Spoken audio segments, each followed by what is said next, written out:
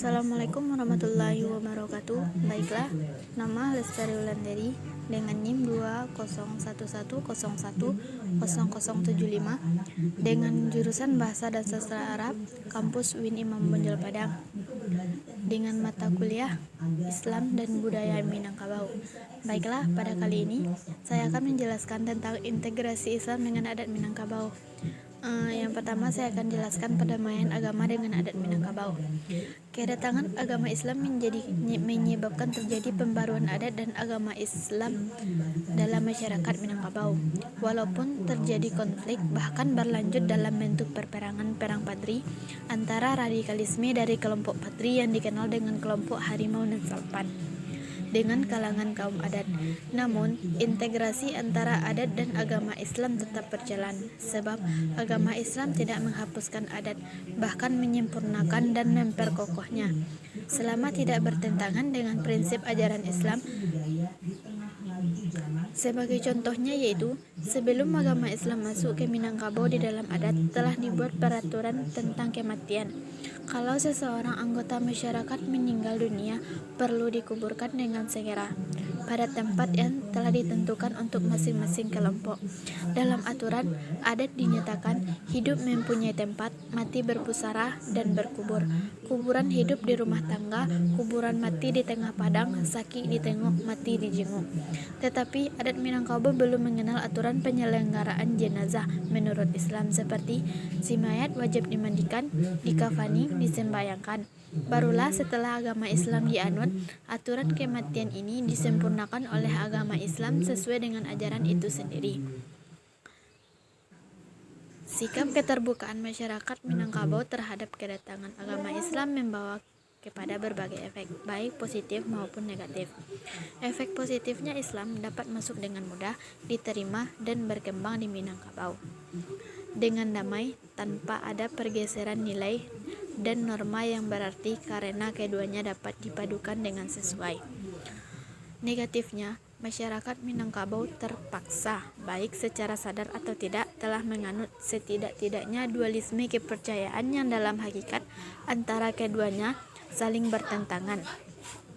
Percampuran antara unsur Islam dengan tradisi lama atau kepercayaan kuno itu berakibat kepada munculnya pengalaman yang kurang murni, timbulnya istilah tahayul atau khurafat.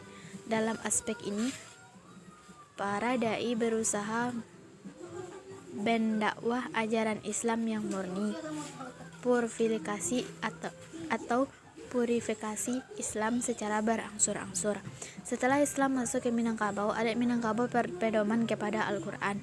Pedoman koinisiatif tidak terlepas dari alam takambang jadi guru yang membuat masyarakat Minangkabau tidak berhenti berpikir untuk mempelajari alam sebagai sumber utama kehidupan di dunia. Salah satu contohnya adalah ketika dalam Islam menyuruh manusia yang berilmu itu rendah hati. Di dalam adat Minangkabau terkenal pepatah adat yang berbunyi, semakin berisi semakin berunduk, dan lain-lain. Dalam menyelesaikan masalah adat, Minangkabau mengenal barundiang untuk menyelesaikan masalah, dan dalam agama Islam mengenal dengan bermusyawarahlah kamu dalam setiap urusan. Quran Surat Ali Imran ayat 159. Salah satu contoh lain adalah bagaimana Islam menghormati saudara dan tetangganya. Sebelum Islam masuk juga telah ada sistem jenguk dan saling mengunjungi bagi saudara dan tetangga, dan setelah Islam masuk, Allah menganjurkan dalam Al-Quran untuk memuliakan saudara dan tetangga karena saudara dan tetangga adalah keluarga terdekat. Maka ketika Islam masuk ke Minangkabau, bukanlah menghancurkan adatnya, namun semakin memperkuat dan menyempurnakan adat Minangkabau ini. Setelah Islam masuk, aturan adat tidak diubah. Kebenaran dalam ajaran Islam membuat ketentuan dan sistem Minangkabau yang dipakai masyarakat Minangkabau menjadi suatu bentuk ciri khas yang luar biasa bagi masyarakat Minangkabau. Masyarakat Minangkabau memiliki ruh dan jiwa yang suci ketika kehidupan mereka mengaplikasikan kedua ajaran dalam kehidupan mereka, karena kedua ajaran ini adalah benar. Sehingga sampai terdengar pula dalam sejarah bahwasanya orang Asia Tenggara pertama yang menjadi buya dan imam di Mekah pertama adalah orang Minangkabau yang terkenal dengan namanya, yaitu Al-Minangkabawi. Baiklah, selanjutnya yaitu integrasi Islam dengan adat Minangkabau. Proses masuknya pengaruh ajaran agama Islam ke dalam masyarakat adat Minangkabau tidaklah berlangsung instan dan mudah. Sejak masyarakat Minangkabau mengenal agama Islam dan beralih secara massal memeluk agama ini, terlihat ada masa yang panjang di mana tidak dijumpai informasi tentang pergulatan agama ini dengan adat Minangkabau. Andai pun diterima teori masuknya Islam ke Minangkabau sejak abad ke-7 Masehi atau abad ke-12 Masehi, pergulatan atau interaksi yang intensif justru terjadi di akhir abad ke-18 Masehi hingga ke pertama abad ke-20 Masehi. Dalam periodisasi sejarah Minangkabau, masa ini dikenal dengan fase pemurnian atau pembaharuan. Fase ini merupakan fase terpenting integrasi antara agama Islam dan adat Minangkabau. Kehadiran surau-surau pengajaran agama Islam di Minangkabau pasca Syekh Burhanuddin memberi andil besar munculnya ulama-ulama yang memegang kendali atas pengajaran Islam di daerahnya. Masing-masing kesadaran beragama mulai tumbuh dan para ulama tersebut mulai melirik dan mengkritik praktik beragama masyarakat Muslim Minangkabau yang masih bercampur dengan ajaran-ajaran lama serta praktik-praktik adat yang tak sesuai dengan ajaran Islam. Fase ini dibagi kepada dua periode, yaitu satu periode pembaharuan gelombang pertama yang dimulai sejak Revolusi Patri 1803 sampai 1838 yang digagas Tuanku Nan Reche pada 1780 sampai 1825 serta disokong oleh 3 orang ulama Minang yang pulang dari Mekah pada tahun 1803 Masehi, yaitu Haji Miskin, Haji Piobang, dan Haji Sumanai.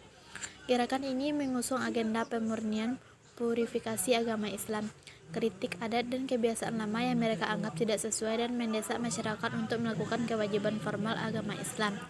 Revolusi ini menyulut terjadi perang saudara antara kaum Padri atau kelompok pendukung dan kaum adat atau kelompok penentang gerakan tersebut. Perang ini yang diawali masalah konflik adat dan agama akhirnya berubah menjadi perperangan melawan penjajah Belanda. Yang kedua yaitu periode pembaharuan gelombang kedua yang dilaksanakan oleh murid Syekh Ahmad Khatib Minangkabawi yang baru pulang dari Mekah. Kondisi sikap keberagaman dan tradisi yang sudah turun-temurun yang tidak dapat dirubah kembali mendapat tentangan dari kelompok pembaharu. Pembaharuan tahap kedua tampil dengan corak yang berbeda yang dilakukan oleh gerakan Padri. Gerakan Padri lebih cenderung mengedepankan corak militerisme, tetapi pembaharuan tahap 2 lebih kepada pergolakan intelektual. Hal ini dapat dilihat dengan dimunculkannya majalah-majalah, diadakannya perdebatan umum, dibentuknya organisasi-organisasi masyarakat, dan didirikannya sekolah-sekolah yang bercorak modern. Selama 2 abad pergulatan Islam dan adat Minangkabau tersebut berlangsung alot, mulai dari bentuk interaksi yang keras yang berujung bentrok fisik hingga bentuk yang lebih elegan dalam bentuk-bentuk debat-debat intelektual. Dengan demikian dapat dikatakan reaksi yang dimunculkan oleh masyarakat adat Minangkabau terhadap nilai-nilai bersumber dari agama Islam ada kalanya berbentuk positif dan ada kalanya Islam berbentuk negatif. Reaksi ini sekilas dibaca sebagai bentuk dilematika masyarakat Minangkabau yang sedang dihadapkan pada dua pilihan antara menerima agama atau tetap mempertahankan adat. Bahkan dalam banyak literatur modern masih menulis reaksi ini sebagai bentuk pertentangan Islam dan adat Minangkabau. Mestinya keadaan ini ditulis sebagai konsekuensi logis datangnya nilai-nilai baru yang bersumber dari agama Islam menghampiri nilai-nilai adat Minangkabau yang sudah tersusun sejak lama yang dianut oleh masyarakat Minangkabau yang sudah memeluk Islam. Masyarakat Minangkabau dalam posisi ini sesungguhnya sedang menghadapi proses penyesuaian diri dan menghadapi keharusan mereformasi adat dengan datangnya ajaran Islam. Akhirnya, dilema yang dihadapi masyarakat Minangkabau itu justru dapat diselesaikan sebagian besarnya dalam sebuah konsensus adat basandi syarak sanad basandi kitabullah. Adat basandi syarak sanad basandi kitabullah ini pada akhirnya diterima sebagai falsafah adat Minangkabau. Proses integrasi atau berbaurnya maksudnya Islam ke adat Minangkabau dapat dilihat dalam pola berikut. 1. Akulturasi, yaitu gabungan antara budaya lokal dan budaya asing dengan tujuan membentuk suatu kebudayaan baru namun tanpa menghilangkan kebudayaan asli. Misalnya, masuknya prosesi nikah dalam acara perkawinan di Minangkabau. Nikah merupakan elemen ajaran Islam dan tata cara perkawinan dilaksanakan sesuai dengan adat kebiasaan yang berlaku setempat. Adat basandi syarak basandi kitabullah ini diikuti dengan ungkapan syarak mangatu adat memakai. Adat nan kawi syarak nan lazim merupakan simbol akulturasi Islam dan adat Minangkabau. Asimilasi gabungan antara budaya lokal dan budaya asing dengan tujuan membentuk suatu kebudayaan baru dan menghilangkan kebudayaan lama. Sintesis percampuran antara dua kebudayaan yang membentuk kebudayaan baru di mana kebudayaan baru tersebut berbeda jauh dari kebudayaan asli. Adat bersandi syarak bersandi kitabullah, artinya adat yang bersandikan syarak adalah salah satu prinsip utama yang mengatur adat Minangkabau. Prinsip ini dilahirkan selepas terjadinya perang Padri melalui sebuah perjanjian yang dikenal dengan nama Sumpah Setia di Bukit Marapalan yang disepakati oleh 3 suku Sajarangan, yaitu 3 unsur pemegang kekuasaan tradisional dalam masyarakat Minangkabau, yaitu Niniak Mama, Alim Ulama, dan Cadiak Pandai. Adapun fungsinya yaitu dijadikan sebagai landasan filosofis adat Minangkabau, dijadikan sebagai penanda identitas kultural, dijadikan sebagai wujud integrasi dan adat Minangkabau. Selanjutnya, adat nan kawi syarat nan lazim. Adat nan kawi syarat nan lazim artinya adat tidak akan diberi kalau tidak dikawikan atau dikuatkan. Kawi berasal dari bahasa Arab.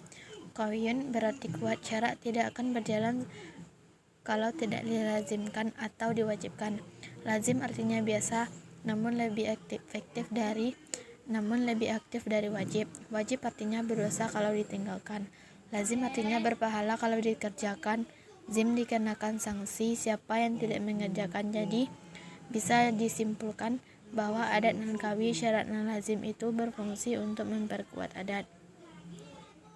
Secara umum, adat nan kawi dan syarat nan lazim berfungsi sebagai jaminan keberlanjutan atau prinsip keberlanjutan principle of sustainability bagi adat dan kebudayaan Minangkabau. Selanjutnya, syarak mengatu adat memakai. Syarak mengatu adat memakai maksudnya adalah adat dan agama Islam di Minangkabau berkait rapat, merupakan kesatuan utuh yang tidak dapat dipisahkan. Kaidah syarak mengatu adat memakai berfungsi sebagai landasan operasional untuk mengamalkan adat Minangkabau. Landasan operasional adalah suatu konsep dari dasar dari tujuan pengelolaan kegiatan adat secara keseluruhan.